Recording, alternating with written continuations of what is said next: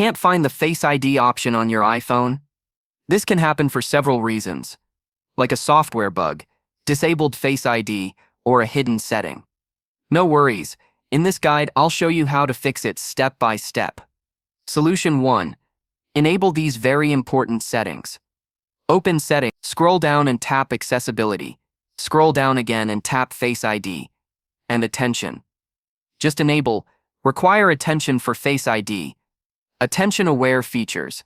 Also, enable haptic on successful authentication.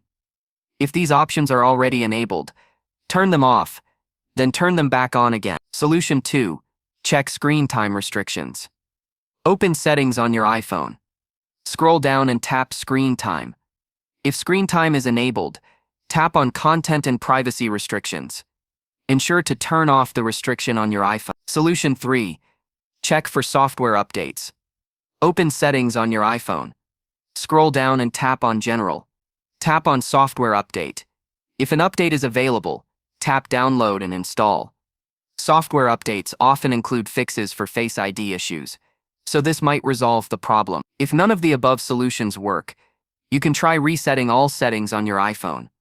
To do that, open Settings, scroll down and tap on General.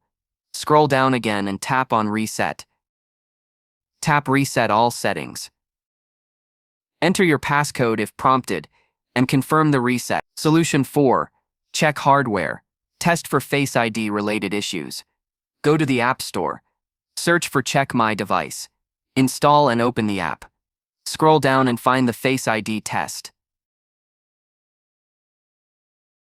Tap to begin the test. Check if your Face ID works from here or not.